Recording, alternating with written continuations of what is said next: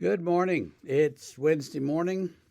We're reading Luke 19:11 through 27. Hopefully, we'll get it loaded up faster than yesterday. That wasn't successful till the afternoon. But anyway, so Luke 19:11.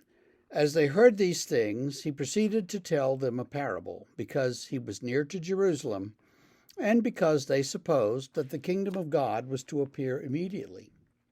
He said, therefore, a nobleman went into a far country to receive for himself a kingdom and then return.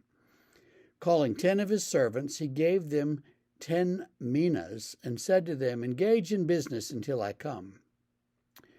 But his citizens hated him and sent a delegation after him, saying, we do not want this man to reign over us.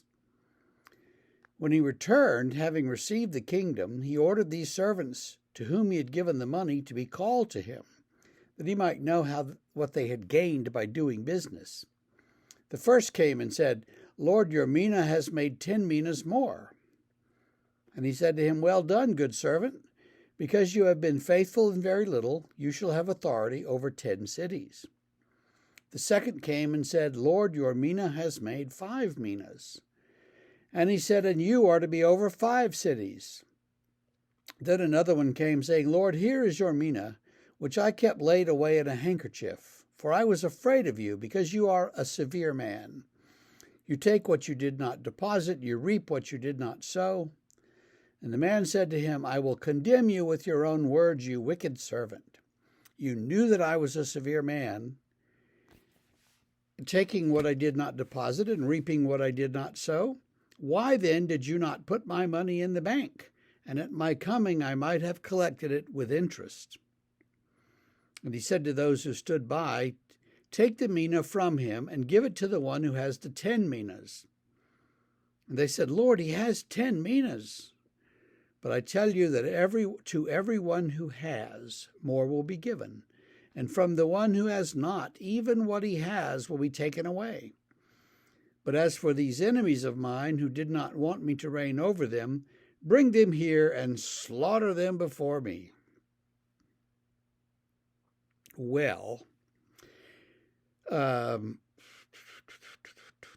a mina is about 3 months' wages for a laborer. So if somebody got 10 minas, that's a lot of money. That's basically several years' worth of salary that you'd get. So that'd be in our day, in our time, that'd be a lot of money.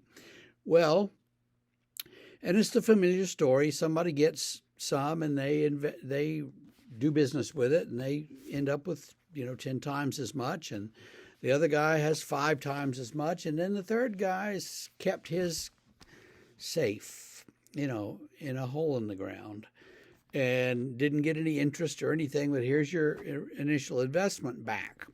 And the boss gets really mad at him and says, why didn't you do better than this?